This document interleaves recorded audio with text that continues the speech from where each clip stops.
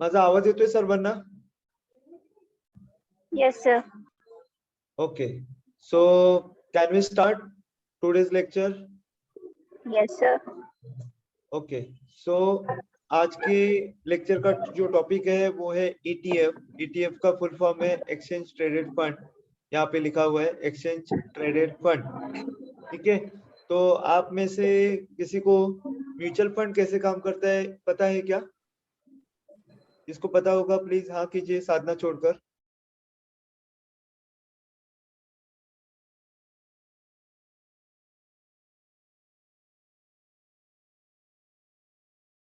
शायद mutual fund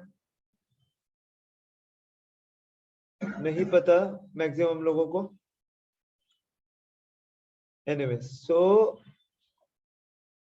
पहले हम म्यूचुअल फंड कैसे काम करता है उसका एक छोटा सा एक आइडिया ले लेते हैं कि किस तरह से म्यूचुअल फंड काम करता है. म्यूचुअल फंड काम कैसे करता है कि एक प्रोफेशनल कंपनी होती है जिसके पास पूरा टीम होता है, पूरा सिस्टम होता है जिससे वो स्टॉक मार्केट में हमारा पैसा प्रॉपर इन्वेस्ट करती है और उससे जो रिटर्न्स जनरेट होगा वो हमें दे देती है। तो मतलब मुझे अगर किसी म्यूचुअल फंड कंपनी में इन्वेस्ट करना है उसके स्कीम में, तो मैं 1000, 2000, 5000 वॉट एवर अमाउंट जो है मैं सेविंग करता हूँ आरडी की तरह, वो मैं म्यूचुअल फंड कंपनी को दूंगा और वो company, mutual fund company stock market में इन्वेस्ट करेगी। उसके कुछ फंड मैनेजर्स होंगे जो बहुत ही हाईली क्वालिफाइड होंगे, हाईली नॉलेजेबल रहेंगे, जो किस टाइम पे किस कंपनी में इन्वेस्ट करना है वो जानते होंगे।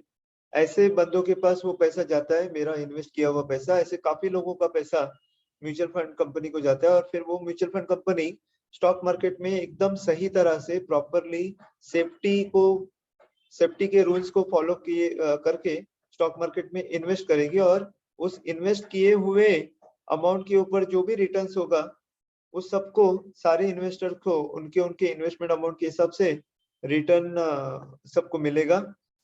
और अगर रिस्क हुआ, मतलब स्टॉक मार्केट नीचे आया, तो वो जो रिस्क भी होगा, मतलब माइनस मतलब लॉस भी होगा, वो सबको इक्वली डिस्ट्रीब्यूट होगा। उसका एक प्रॉपर डिटेल में सिस्टम है।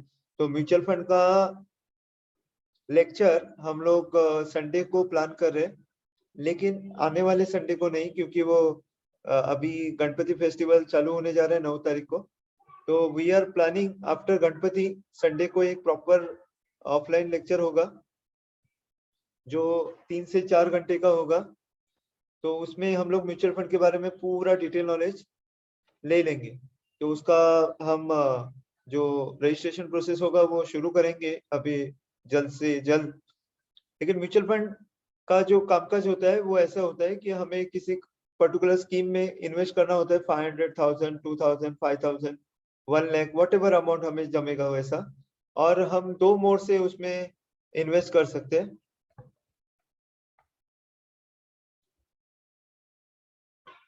एक एसआईपी मोड पे और एक लमसम मोड पे। ठीक है।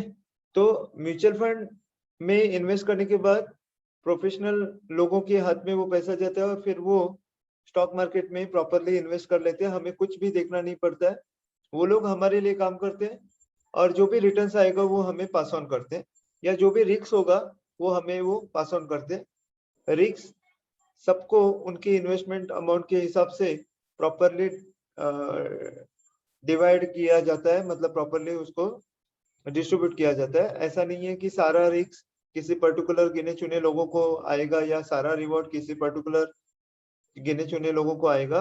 वो सारे इन्वेस्टर इक्वलेंट लेवल पे रहते हैं, सिर्फ उनके इन्वेस्टमेंट अमाउंट के हिसाब से रिवॉर्ड मतलब रिटर्न्स और जो लॉस है वो भी प्रॉपरली डिवाइड किया जाता है सभी इन्वेस्टर में। तो म्यूचुअल फंड का जो कंसेप्ट है, अगर मुझे किसी म्यूचुअल फंड स्कीम में इन्वेस्ट करना है तो मुझे क्या करना पड़ेगा। For example HDFC mutual fund में मुझे इन्वेस्ट करना है, तो मुझे या तो एचडीएफसी म्यूचुअल फंड के ऑफिस में जाना है, वहां पे फॉर्म भरना है, उसके साथ चेक देना है और चेक देने के बाद फॉर्म वगैरह सारा फॉर्मेलिटी करने के बाद वो चेक क्लियर हो जाएगा मेरे बैंक अकाउंट से, फिर उस दिन से वो इन्वेस्टमेंट स्टार्ट हो जाएगा। या तो बिना ब्रांच में गए हम ऑनलाइन, मतलब एचडीएफसी म्यूचुअल फंड में वह फंड के किसी भी प्लेटफॉर्म के ऊपर जाकर मैं इन्वेस्ट कर सकता हूँ, या किसी एडवाइजर के थ्रू भी मैं म्यूचुअल फंड में इन्वेस्ट कर सकता हूँ। इन्वेस्ट करने का मोड लमसम या एसआईपी, दोनों में से कोई एक हो सकेगा। तो this is a brief information about mutual fund. अब ये जो एक्सचेंज ट्रेडेड फंड है वो कैसे काम करता है, तो ये म्यूचुअल फंड की तरह ही काम करता है। म्यूचुअल फंड में क्या होता है, जब जो प्रोफेशनल लोग हैं उनके पास पैसा जाने के बाद होता क्या है, तो जो प्रोफेशनल कंपनी है, जो प्रोफेशनल फंड मैनेजर है, वो पैसा आने के बाद, फॉर एग्जांपल उनके पास मेरे मेरे से 1000 रुपए गया, किसी और से 5000, ऐसे सब लोगों से मिलकर उनके पास 1 लाख रुपए जमा हुआ, तो वो क्या करेंगे, एक का 1 लाख रुपया किसी एक पर्टिकुलर सिंगल कंपनी में इन्वेस्ट नहीं करेंगे। तो वो क्या करेंगे, 25 से 30 कंपनियों में उस 1 लाख को छोटे छोटे टुकड़ों में डिवाइड करके 25 से 30 कंपनियों में वो इन्वेस्ट करेंगे। क्यों ऐसा करेंगे, क्योंकि एक तो सबसे पहले डाइवर्सिफाइड, मतलब रिस्क डाइवर्सिफाइड हो जाता है उससे। दूसरा कि अगर मान लो कोई एक पर्टिकुलर सेक्टर नहीं चला, कोई एक पर्टिकुलर कंपनी अगर ग्रोथ देना बंद हो गई या नीचे आ गई, तो वो एंटायर अमाउंट को रिस्क ना होकर वो पर्टिकुलर छोटे से पोर्शन को ही रिस्क होता है, तो वो बैलेंस हो जाता है। वो एक प्रॉपर एक बोलते हैं ना रिस्क मैनेजमेंट हो जाता है। तो अगर 25 से 30 कंपनियों में से मान लो 5 कंपनियों ने परफॉर्म नहीं किया, तो बाकी के जो 20 या 25 कंपनीज होंगी, उसमें ने उन कंपनियों ने अगर अच्छा परफॉर्म किया, तो जो नॉन परफॉर्मिंग 4-5 कंपनी या 10 कंपनी जो निकली थी, उसका जो लॉस है, वो जो अच्छे परफॉर्मिंग कंपनियों ने जो ग्रोथ दी है, उसमें एडजस्ट होके एंड ऑफ ईयर इन्वेस्टर को कुछ ना कुछ अच्छा खासा रिटर्न दिलवाने में कामयाब होती है म्यूचुअल फंड कंपनी। सो इस तरह से जो इन्वेस्टमेंट होता है म्यूचुअल फंड कंपनियों से स्टॉक मार्केट में हमारा पैसा, तो वही इन्वेस्टमेंट जो हम म्यूचुअल फंड कंपनी के वेबसाइट पे या म्यूचुअल फंड कंपनी के ऑफिस में जाकर इन्वेस्ट करते हैं, तो वही म्यूचुअल फंड का तरीका सब कुछ सेम। मतलब मुझे अगर 500 भरना है, मुझे अगर 1000 भरना है, मुझे अगर 1 लाख भरना है, मुझे अगर 10 लाख भरना है, तो मैं म्यूचुअल फंड के ऑफिस में जाता हूँ और इन्वेस्ट करता हूँ, चेक देता हूँ या ऑनलाइन पेमेंट करता हूँ, वही सब कुछ सेम। और वो पैसा मिलने के बाद फंड मैनेजर अलग अलग कंपनियों में इन्वेस्ट करता है। This is also very very completely same, सारा कुछ same to same exchange traded में होता है। लेकिन यहाँ पे इन्वेस्ट करने के लिए हमें किसी भी म्यूचुअल फंड के कंपनी के ऑफिस में जाने की जरूरत नहीं। यहाँ पे डिफरेंस खाली इतना ही है कि ये एक्सचेंज के ऊपर ट्रेड होते हैं म्यूचुअल फंड। मतलब इसके लिए हमें म्यूचुअल फंड के ऑफिस में जाने की जरूरत नहीं है। इसके लिए हम जैसे किसी कंपनियों में किसी स्टॉक्स में इन्वेस्ट करने के लिए वो एंजल ब्रोकिंग का जो टर्मिनल हम लोग ऑन करते हैं, वो टर्मिनल ऑन करने के बाद जो हम स्टॉक्स खरीदते हैं आईसीआईसीआई, रिलायंस, इन्फोसिस या कोई भी, उसी तरह से हम एंजल ब्रोकिंग के प्लेटफॉर्म पे जाएंगे। इस तरह का जो हमारे मोबाइल ऐप भी मिलता है हमें, trade.angelbroking.com वेबसाइट के ऊपर भी वो अवेलेबल होता है सिस्टम, और ये टर्मिनल है। तो जैसा हम लोग कोई स्टॉक खरीदने के लिए इस टर्मिनल पे आते हैं, उसके पहले हम हमारे ट्रेडिंग अकाउंट में पैसा डाल देते हैं और फिर हम वो पर्टिकुलर स्टॉक खरीदते हैं। फॉर एग्जांपल रिलायंस मुझे अगर 10 खरीदना है और रिलायंस का प्राइस अगर 2500 रुपये है, तो मुझे 25,000 पहले ट्रांसफर करने पड़ते हैं ट्रेडिंग अकाउंट में, बैंक अकाउंट से ट्रेडिंग अकाउंट में, और फिर मैं 10 रिलायंस खरीद सकता हूँ। उसी तरह से मुझे ETF मतलब एक्सचेंज ट्रेडेड फंड जो आपको यहाँ पे वेबसाइट के ऊपर दिख रहा है, वो फंड अगर खरीदना है तो तरीका बिल्कुल बिल्कुल सेम होगा जैसे मैं स्टॉक को खरीदता हूँ। मुझे क्या करना है, सबसे पहले मेरे ट्रेडिंग अकाउंट में पैसा ट्रांसफर करके रखना है। फिर मैं इसमें जैसे रिलायंस का स्टॉक यहाँ पे डालता हूँ, उसी तरह से मुझे एक्सचेंज ट्रेडेड फंड जो एक्सचेंज के ऊपर अवेलेबल होता है ट्रेड करने के लिए, उस फंड में से किसी भी एक फंड में इन्वेस्ट करने के लिए मैं उस फंड का नाम यहाँ पे डाल सकता हूँ। कहाँ पे? मेरे टर्मिनल में। जैसे IBM-F निफ्टी ऐसा यहाँ पे लिखा हुआ है। ये एक एक्सचेंज ट्रेडेड फंड है जो एक्सचेंज के ऊपर, ये म्यूचुअल फंड है, उसको बोलते हैं एक्सचेंज ट्रेडेड फंड। तो जो म्यूचुअल फंड होता है वो अगर एक्सचेंज के ऊपर अवेलेबल होगा, जो म्यूचुअल फंड होता है वो अगर एक्सचेंज के ऊपर, नेशनल स्टॉक एक्सचेंज और बॉम्बे स्टॉक एक्सचेंज, तो इन एक्सचेंज के ऊपर अगर कोई म्यूचुअल फंड अवेलेबल होगा, जिसके लिए हमें किसी म्यूचुअल फंड के ऑफिस में जाने की जरूरत नहीं है, तो वो जो एक्सचेंज के ऊपर जो म्यूचुअल फंड अवेलेबल होगा उसको हम बोलेंगे एक्सचेंज ट्रेडेड फंड, मतलब उसका शॉर्ट फॉर्म है ETF। तो यहाँ पे एक एक्सचेंज ट्रेडेड फंड है, उसका नाम है IBM-F निफ्टी। तो मैं यहाँ पे टर्मिनल पे लगाता हूँ IBM-F निफ्टी। तो मुझे यहाँ पे सिलेक्ट क्या करना है, NSE सिलेक्ट करना है, नेशनल स्टॉक एक्सचेंज। यहाँ पे मुझे E वैसे ही रख देना है, E फॉर इक्विटी। और यहाँ पे मैं किसी कंपनी का नाम डालने के बजाय मैं यहाँ पे ETF का नाम डालूंगा IBM-F निफ्टी। तो मैं ये कंपनी का नाम नहीं डाल रहा हूँ, मैं ETF का नाम डाल रहा हूँ। उस ETF का नाम आपको पता होना चाहिए। तो मैंने ETF का नाम डाला। अब यहाँ पे ये IBM-F निफ्टी मुझे दिख रहा है जिसका प्राइस है 165 रुपीज। ठीक है, तो मुझे अगर ETF खरीदना है, मुझे अगर एक्सचेंज ट्रेडेड फंड खरीदना है, तो सबसे पहले मुझे उस ETF का नाम पता होना चाहिए या सिंबल पता होना चाहिए या जिसको हम बोल सकते हैं कोड पता होना चाहिए। तो इसका जो कोड है जो मैंने ETF डाला उसका कोड है IBMF निफ्टी। तो ऐसे कई सारे ETF अवेलेबल है मार्केट में। अगर आप नेशनल स्टॉक एक्सचेंज के ऊपर जाकर मार्केट डाटा के ऊपर जाकर एक्सचेंज ट्रेडेड फंड ऐसे सिलेक्ट करोगे तो फिर आपको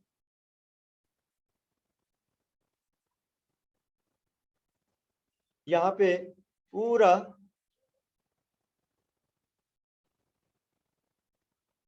एक्सचेंज ट्रेडेड फंड का पूरा लिस्ट यहाँ पे दिखाई देगा। यहाँ पे उसका नाम भी है और उसके कोड भी है। तो यहाँ पे मैं निफ्टी ईज करके एक नाम है ETF का, निफ्टी ईज, वो भी डाल देता हूँ यहाँ पे, निफ्टी ईज NIFTY। यहाँ पे निफ्टी ईज का नाम मैंने डाल दिया। तो यहाँ पे एक जो यूनिट है उसका जो प्राइस है वो 22,612 का है। तो ये मैंने निफ्टी ईज डाला। एक और ETF देखते हैं कौन सा वाला है अवेलेबल। एक बहुत ही फेमस ETF है जिसका नाम है CPSE ETF। मैं यहाँ पे देखता हूँ लिस्ट में वो है क्या, CPSE ETF नीचे होगा।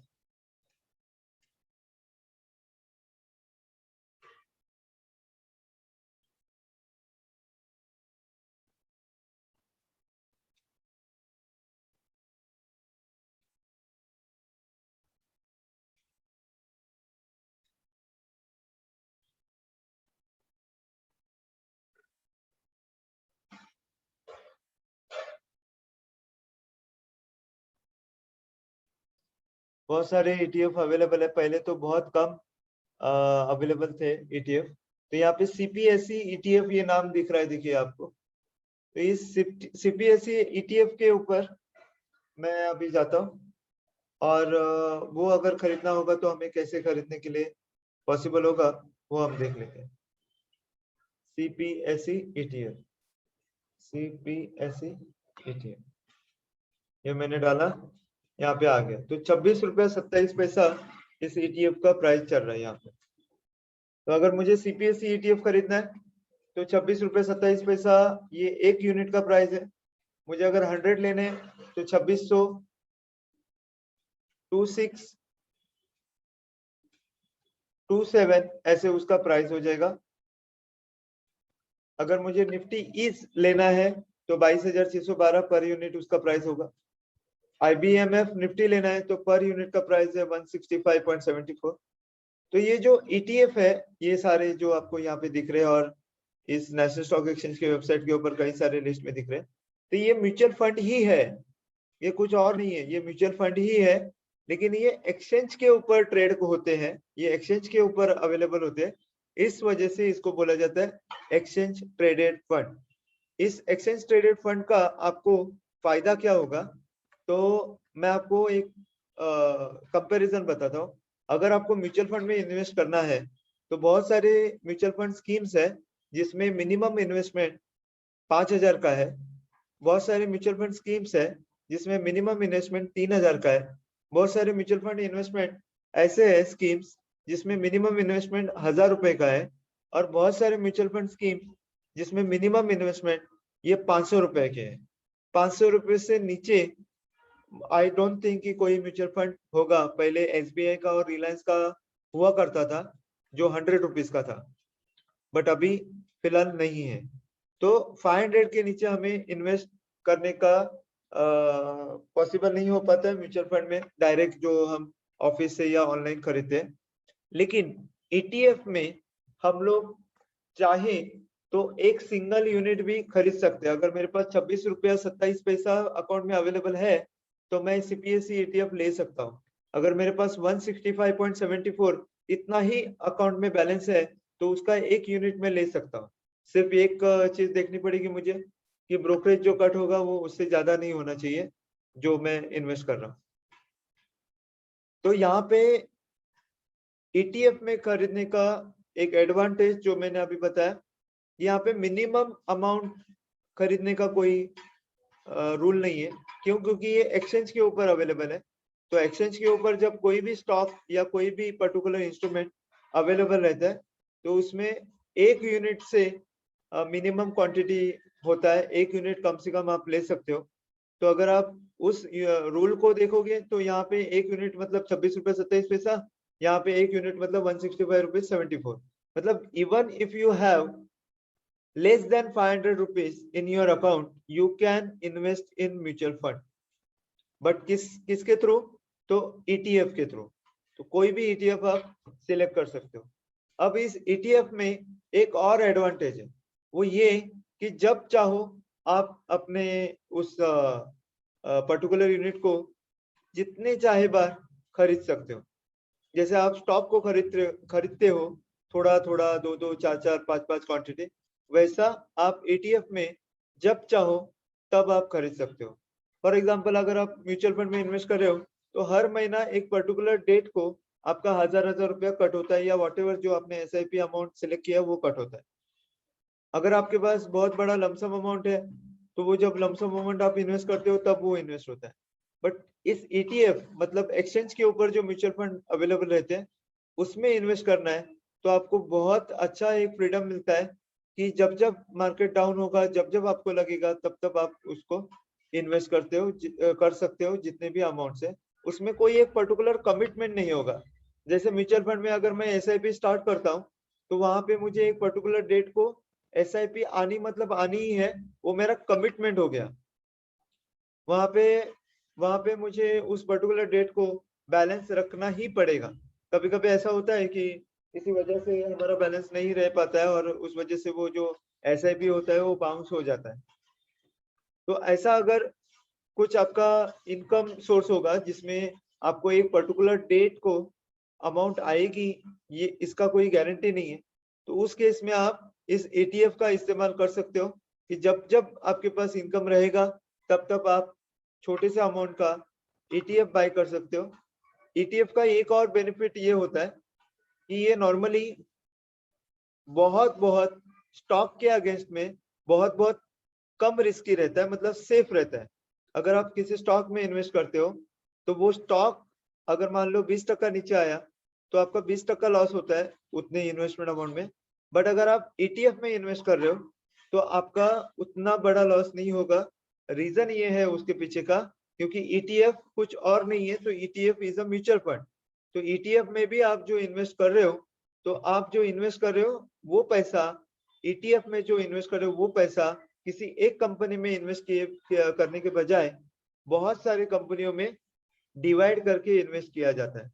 तो मतलब अगर आप ये 165.74 का एक यूनिट ले रहे हो, मतलब उस ETF में जितने भी कंपनीज उन फंड मैनेजर्स ने खरीदे होंगे उन सारे कंपनियों में आपने इन्वेस्टमेंट किया, ऐसा उसका अर्थ बनता है। ठीक है, तो आई होप कि ये जो मैंने थोड़ा सा आइडिया दिया आपको ETF का वो आपको समझ में आ गया होगा। तो उसके बाद मैं आपको और आगे का थोड़ा सा इंफॉर्मेशन शेयर करूंगा। मुझे आपसे कंफर्मेशन चाहिए कि ETF का थोड़ा सा आइडिया आपको आया है कि नहीं। आप मुझे माइक ऑन करके या चैट पे लिख कर बता सकते हो।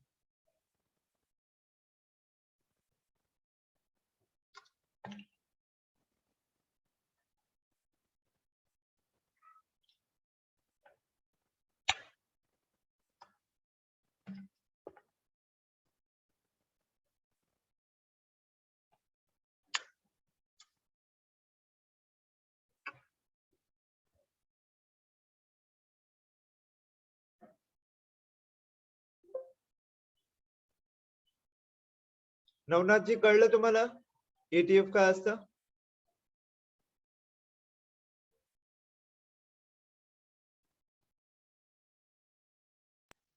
हॅलो. हा नवनाथ जी बोला. हा सर, ETF समजलं, पण ETF इक्विटी स्टॉक सारखंच आहे ऍक्च्युली.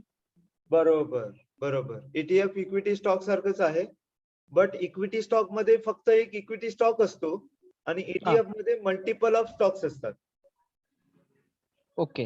तो एक पोर्टफोलिओ असतो. ETF म्हणजे एक पोर्टफोलिओ असतो जो 25 ते 30 कंपन्या किंवा 35 कंपन्या मिळून बनवला जातो. ETF अच्छा. मध्ये जेवढी अमाऊंट इन्व्हेस्ट होते ती सगळी अमाऊंट त्या कंपन्यांमध्ये इन्व्हेस्ट केली जाते. अच्छा, आता एक एक क्युरी अशी होती, म्हणजे आपण म्युच्युअल फंड करतो तर त्याला बरोबर एक मिनिमम पिरियड असतो की 1 इयर नंतर आपण ते विड्रॉ करायचं असतं. बरोबर. तर याच्यामध्ये तसं आहे का? हा, तो एक खूप मोठा डिफरन्स आहे.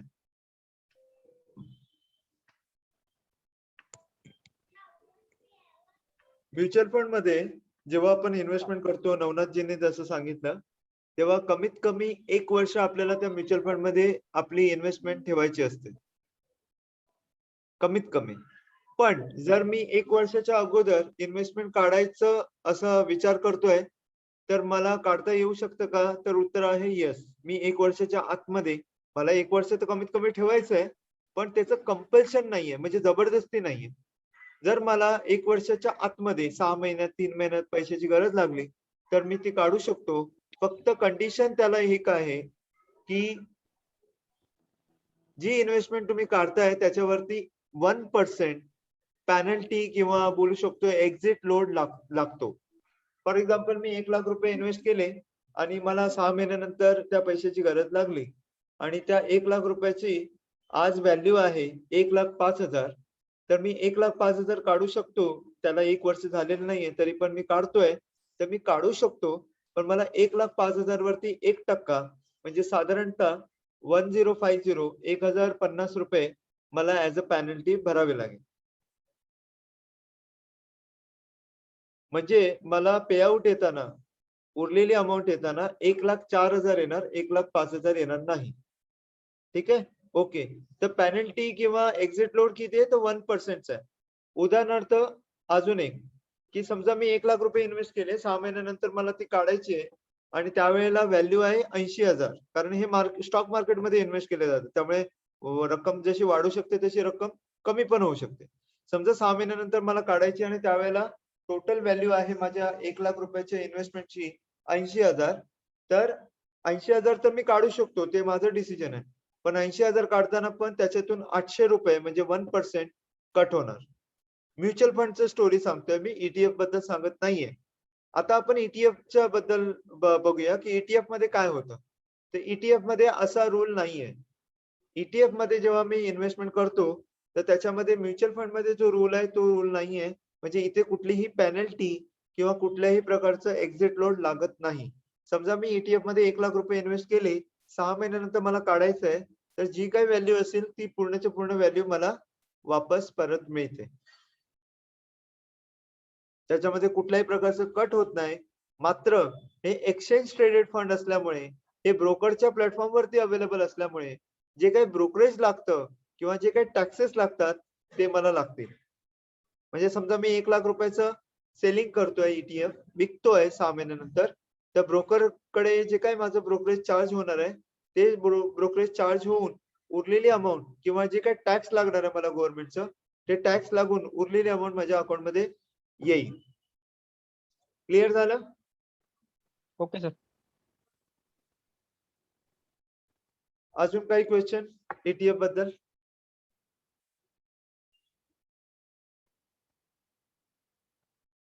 बहुतेक कुठलं क्वेश्चन नाहीये. तर मी तुम्हाला सगळ्यांना एक रिकमेंड करू इच्छितो, की ईटीएफ हा प्रकार अतिशय छान आहे, खूप चांगला आहे प्रकार. तर तुम्ही थोडी का होईना ₹500, ₹1000 जे काही तुमचं पॉकेट अलाउ करेल, तेवढ्या अमाउंटचं गरज असेल तरी घ्या, नाही गरज असेल तरी घ्या. का? तर तुम्ही स्टुडंट आहात आणि जोपर्यंत तुम्ही त्याच्यामध्ये इन्व्हेस्ट करणार नाही, जोपर्यंत तुमचं थोडा पैसा त्याच्यामध्ये अडकणार नाही, तोपर्यंत तुम्हाला एक्झॅक्टली ईटीएफ कसं काम करतं हे कळणार नाही. त्यामुळे तुम्ही जे काही गोष्टी शिकताय स्टॉक मार्केटच्या, त्याच्यामध्ये थोड्या अमाउंटमध्ये का असेना, तुम्ही त्याच्यामध्ये ट्रान्झॅक्शन करा, ते घ्या, तुमच्या अकाउंटमध्ये ते येऊ द्या. मग तुम्हाला त्याचं प्लस, मायनस सगळ्या गोष्टी कळतील. बिना त्याच्यामध्ये इन्व्हेस्ट केल्या तुम्हाला त्याच्याबद्दल प्रॉपर अंडरस्टँडिंग येणं, मला असं वाटतं की थोडंसं कठीण आहे. ठीक आहे. कारण पुस्तकी नॉलेज वेगळं असतं आणि जे आपण प्रॅक्टिकली ट्रेड करतो किंवा प्रॅक्टिकली त्याच्यामध्ये इन्व्हेस्टमेंट करतो ते सुद्धा एक खूप कंप्लीट एक वेगळा विषय असतो. तर ह्या दोन्ही गोष्टी जेव्हा एकत्र होतात, तेव्हा आपल्याला प्रॉपर अंडरस्टँडिंग येते त्या पर्टिक्युलर इन्स्ट्रुमेंटची. ठीक आहे. ओके. आता आपण थोडंसं पुढे जाऊया. तर ईटीएफ हा आपल्या पोर्टफोलिओसाठी कसा इम्पॉर्टंट आहे, की किती चांगल्या पद्धतीने आपण त्याला यूज करू शकतो आपल्या पुढच्या फायनान्शियल प्लॅनिंग साठी किंवा पुढच्या जे काही आपण प्लॅन केलाय, आपला गोल सेट केलाय त्याच्यामध्ये. तर आपल्या या सेशन मध्ये जे काही स्टुडंट्स आहेत, साधना किंवा वेदांत किंवा ही आपली तन्वी किंवा नवनाथजी वगैरे, तुम्ही सगळे लोक रोज जेवता का? प्लीज मेसेज करून किंवा माइक ऑन करून आन्सर करा. Yes. ओके. जेवणामध्ये काय काय असतं तुमच्या? साधारण इन जनरल विचारतोय. आजच्या जेवणामध्ये काय आहे ते नाही विचारत आहे.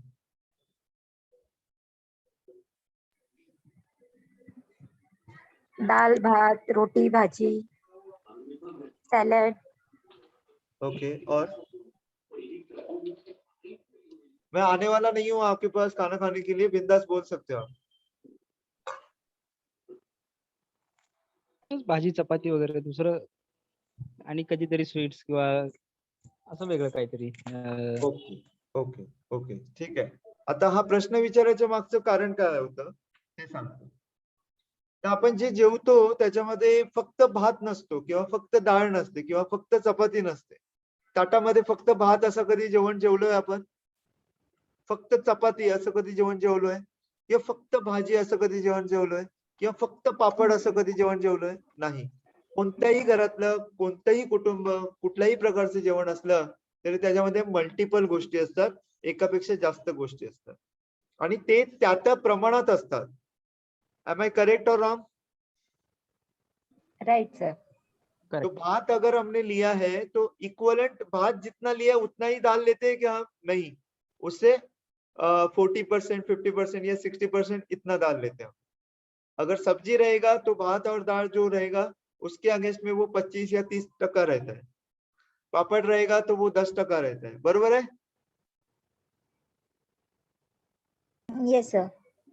तो उसी तरह से आपका जो पोर्टफोलियो होगा, आपने जो स्टॉक्स खरीदे होंगे, आपके डीमैट अकाउंट में जितने भी शेयर्स होंगे, उसमें सिर्फ शेयर्स कभी नहीं रखना है. आपको थोड़ा सा ईटीएफ रखना है, थोड़ा से शेयर्स रखने हैं, थोड़े से डिबेंचर्स रखने हैं, थोड़ा सा म्यूचुअल फंड रखना है. तब वो जाकर प्रॉपर आपका एक पोर्टफोलियो हो जाएगा.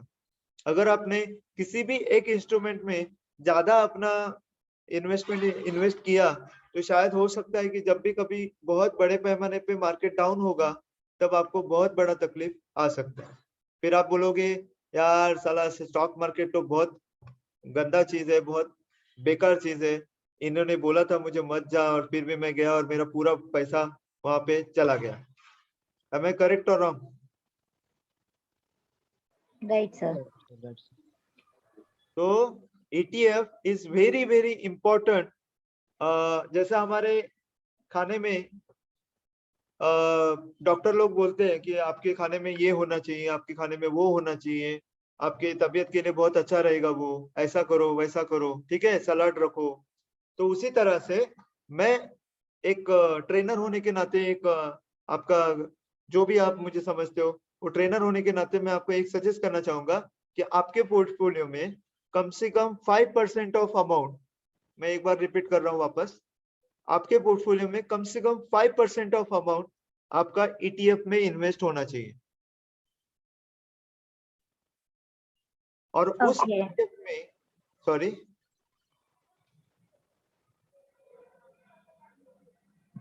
कोई कुछ बोल रहा था? No sir. नो ना? हाँ. और उस ETF में आपको एक चीज का ध्यान में रखना है कि ETF सिर्फ एक ही तरह के नहीं होते, ETF डिफरेंट डिफरेंट तरह के होते हैं.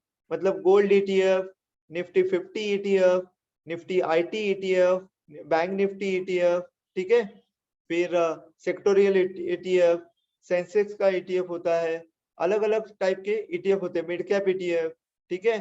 फिर यहाँ पे अगर आप देखें निफ्टी 50 वैल्यू 20 ETF, हैंगसेंग मतलब अमेरिका जो यूएस है या चाइना है उनके भी, हैंगसेंग मतलब चाइना का, it is not related to US. तो अभी हमें एक और मौका मिला है अच्छा कि हम अगर ETF में इन्वेस्ट करते हैं तो जो फॉरेन कंट्री का जो मार्केट है उसका भी हम बेनिफिट ETF के जरिए उठा सकते हैं। तो आपके पोर्टफोलियो का 5% ऑफ अमाउंट आप इस तरह के ETF के इंस्ट्रूमेंट में डाल दीजिए, तो आपका वो जो पोर्टफोलियो होगा वो वेल बैलेंस पोर्टफोलियो होगा।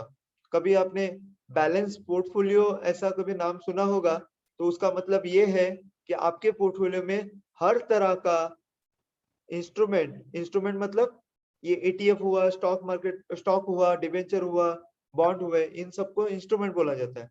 तो आपके पोर्टफोलियो में हर तरह के इंस्ट्रूमेंट जब रहते हैं तो उसको बोलते हैं बैलेंस पोर्टफोलियो। तो आपका जो पोर्टफोलियो होगा वो बैलेंस पोर्टफोलियो होना चाहिए, तभी जाके आप अप साइड मार्केट का और डाउन साइड मार्केट का प्रॉपरली मुकाबला कर सकते हो या प्रॉपरली फेस कर सकते हो। अदरवाइज अगर आपने सारा का सारा पैसा कंपनियों में मतलब शेयर्स में इन्वेस्ट किया, तो शायद हो सकता है कि अप ट्रेंड में आपको बहुत बड़ा बेनिफिट हो जाए, लेकिन अगर 2008 वाला या 2004 वाला या 2014 वाला अगर आपको डाउनफॉल फेस करना पड़ा कभी आगे, तो शायद हो सकता है कि आपका जो पोर्टफोलियो होगा वो बहुत गिर जाएगा और आपने इतने सालों से जो इन्वेस्टमेंट किया होगा वो शायद, वो बोलते हैं ना तारे जमीन पर, मतलब 5 लाख का किसी किसी का 50 लाख हुआ है, लेकिन मार्केट डाउन होने के बाद वापस 5 लाख से भी कम अमाउंट हो गया है। तो इतने साल आपने दिए मार्केट को, इतने साल आपने इन्वेस्टमेंट रखा, लेकिन एक मार्केट का झटका आया और आपका पूरा प्रॉफिट निकल गया, ऐसा शायद हमें कभी एक्सपीरियंस हो सकता है। तो बेटर है कि हम हमारे ऑलवेज हमारे कभी भी कितना भी वैल्यूएशन बढ़ते रहे हमारे पोर्टफोलियो का, हमारे at a time of any time हमारे पोर्टफोलियो का 5% अमाउंट ये ETF में रहेगा, तो भले हमें ज्यादा प्रॉफिट नहीं होगा, तो लेकिन कम से कम हमें जब बहुत बड़ा डाउनफॉल आएगा तो बहुत बड़ा झटका भी नहीं लगेगा। तो ये ETF आपके पोर्टफोलियो का पार्ट होना चाहिए, minimum to minimum, I am saying minimum, उससे ऊपर कितना भी रख सकते हो, लेकिन मिनिमम 5% अमाउंट आपके पोर्टफोलियो का ETF में होना चाहिए।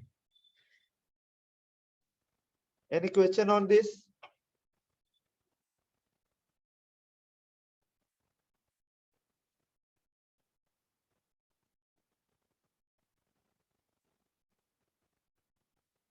कोई क्वेश्चन है इसके ऊपर?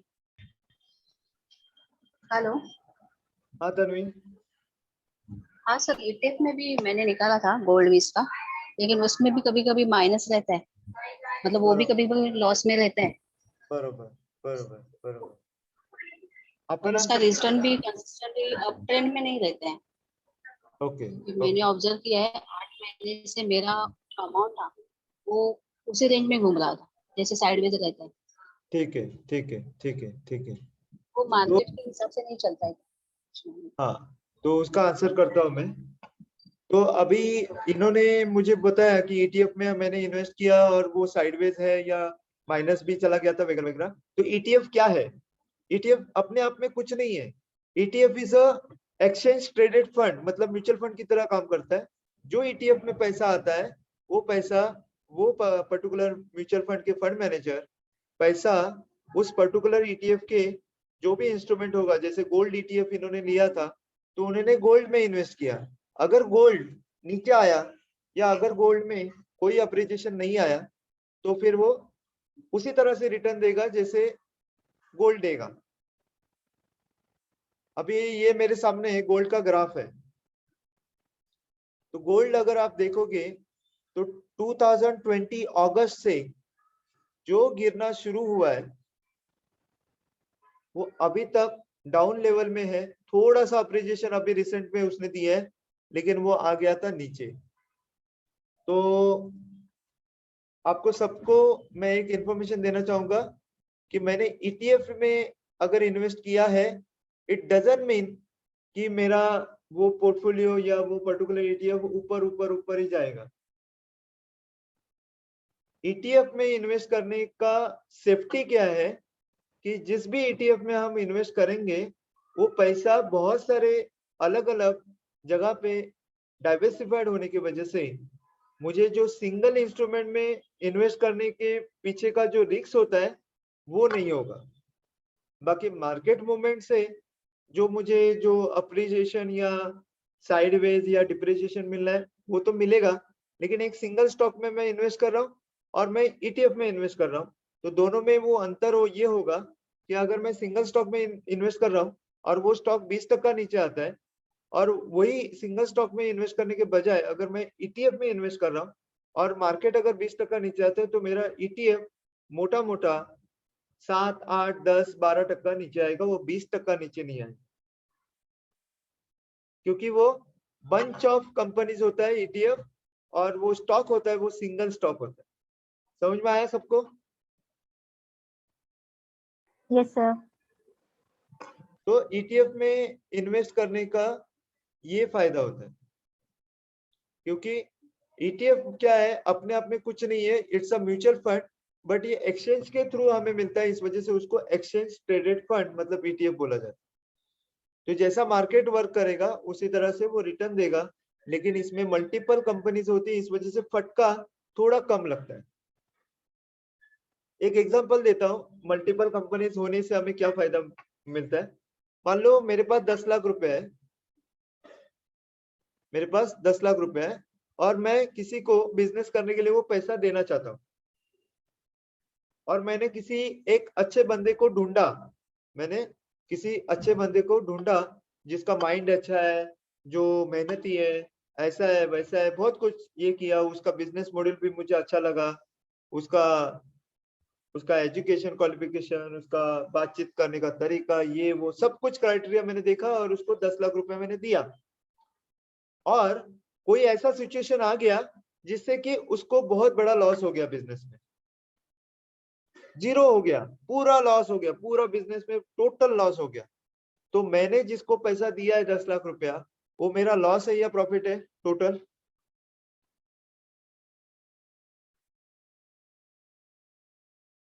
आंसर कीजिए प्लीज। जिसको भी मैंने पैसा दिया था उसको बिजनेस के लिए दिया था और 10 लाख रुपए उसको मैंने दे दिया, और बेचारे का उसके कंट्रोल में ना होने की सिचुएशन में उसको टोटल एंटायर लॉस हो गया 10 लाख रुपए। तो मैं लॉस में हूँ या प्रॉफिट में हूँ? लॉस में। ठीक है, लॉस में हूँ। तो अब मैंने क्या किया कि नेक्स्ट टाइम मेरे पास वापस 10 लाख रुपए आए, तो मैंने क्या किया, किसी एक को 10 लाख रुपए देने के बजाय मैंने क्या किया, 10 लोगों को, अच्छे अच्छे लोगों को ढूंढा, उनमें भी मैंने सारे क्राइटेरिया देखे, उनमें सारे गुण देखे, उसके बाद मैंने 10 लोगों को 1-1 लाख रुपए डिवाइड करके दिया, और उनमें से 4 लोगों को या 3 लोगों को या 5 लोगों को बहुत बड़ा लॉस हुआ और उनका लॉस 1-1 लाख रुपए पूरा जीरो हो गया। लेकिन बाकी के जो 5 लोग थे उन्होंने काफी अच्छा बिजनेस रन किया और कहां से कहां लेके गए बिजनेस को, और उन्होंने क्या बोला, सर आपने राइट टाइम पे मुझे पैसों की मदद की, आपने 1 लाख रुपए दिया, उसकी वजह से मेरा बिजनेस आज बहुत बड़ा हो गया है, तो आप ये प्रॉफिट का कुछ हिस्सा आप रखो, 4-5 लाख रुपया हम आपको दे रहे। ऐसे 2-2, 3-3 जनों ने मुझे 4-4 लाख रुपए दिए, 3 जनों ने मुझे 4-4 लाख रुपए दिए, तो टोटल अमाउंट कितना हुआ? 12 लाख हुआ। Yes sir. मैं एक एग्जांपल दे रहा हूँ आपको, तो टोटल हाँ। अमाउंट हुआ 12 लाख रुपया। तो जहां पे मेरा 5 लाख रुपया जो लॉस हुआ था वो मेरा रिकवर हो गया, और ऊपर से 10 लाख के ऊपर मेरा मुझे 2 लाख रुपया प्रॉफिट हुआ, मतलब 20% मैंने प्रॉफिट किया। Yes sir. समझ में आ रहा है? तो कभी भी हाँ। कोई भी कंपनी डूबती है तो वो अकेली डूबती है, सारे के सारे कंपनी एक साथ बंद नहीं होते, और सारे के सारे कंपनीज कभी एक साथ ऊपर नहीं जाते।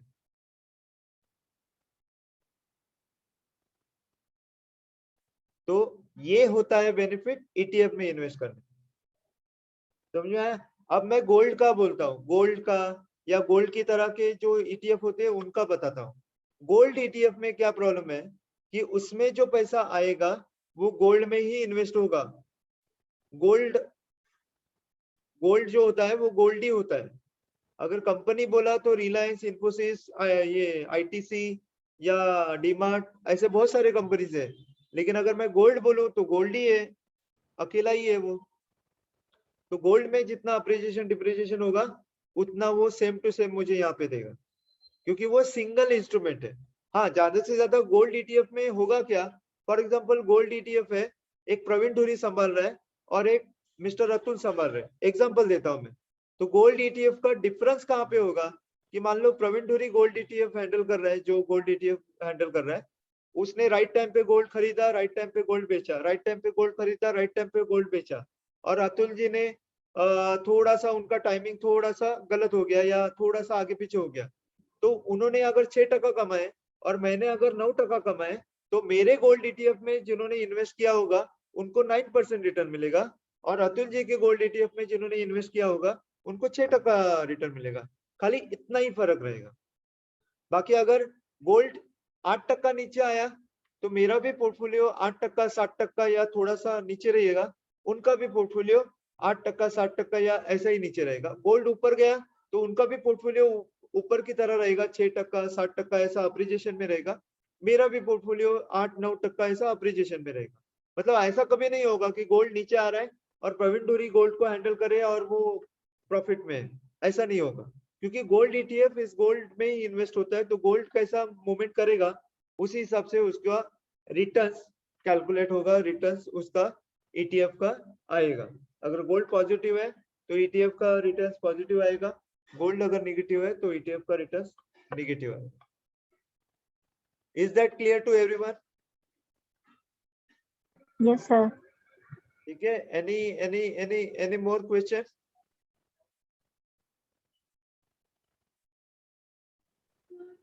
No sir. नो ना? तो मैं आपको सबको बताना चाहूंगा कि अगर आज के सेशन का आपको एक्चुअली बेनिफिट होते हुए देखना है तो आई विल रिक्वेस्ट यू कि आप ETF में कम से कम छोटे से अमाउंट के लिए 250 रुपया क्यों ना हो, आप ETF में इन्वेस्ट करो, और एक तरह के ETF में इन्वेस्ट मत करो, डिफरेंट तरह के ETF में इन्वेस्ट करो, जैसे जैसे आपका अलाउ करेगा, और उसको इन्वेस्ट करने के बाद उसको रखो, कुछ टाइम दो उसको, 6 महीना, 1 साल, 1.5 साल, 2 साल, तो फिर आपको ETF का एग्जैक्ट जो पॉजिटिवनेस है वो मालूम पड़ेगा, और आपका पोर्टफोलियो कितने का भी हो, 5% अमाउंट कम से कम आप इस ETF के लिए हमेशा रखो।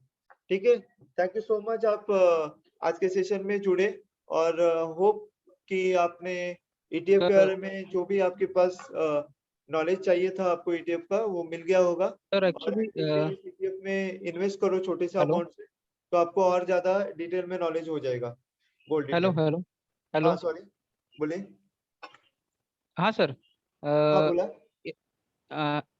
ये जो ये जो अपन स्टॉक सिलेक्ट करते हैं ना, जैसे हाँ NSE या BSE से, हाँ तो वही से ETF भी सिलेक्ट करने का ना? हाँ बरोबर, जिथून आपण स्टॉक्स काढतो विकत घेण्यासाठी, तिथूनच आपण हाँ ETF घेऊ शकतो, म्हणजे स्क्रिप्ट घेऊ शकतो ETF चे। ओके ओके पद्धत सेम असणार, फक्त आपल्याला कोड माहिती पाहिजे त्या ETF चा, आणि ETF चे जर कोड आपल्याला माहिती असायला हवेत तर तुम्ही हाँ नॅशनल स्टॉक एक्सचेंजच्या वेबसाईट वरती जाऊ शकता, ओके आणि तिथे एक्सचेंज ट्रेडेड फंड एक ऑप्शन असणार, त्या ऑप्शन वरती जाऊन तुम्ही ते तिकडे सगळे कोड तुम्हाला इथे बघायला मिळते। ओके खूप थैंक यू सोपं सर। आहे, या गुगल मध्ये तुम्ही टाका की एक्सचेंज ट्रेडेड फंड NSE, तर डायरेक्ट लिंक तुम्हाला इथे ओपन झालेले दिसेल। Okay sir thank you. हा, काही क्वेश्चन अजून कोणाचा?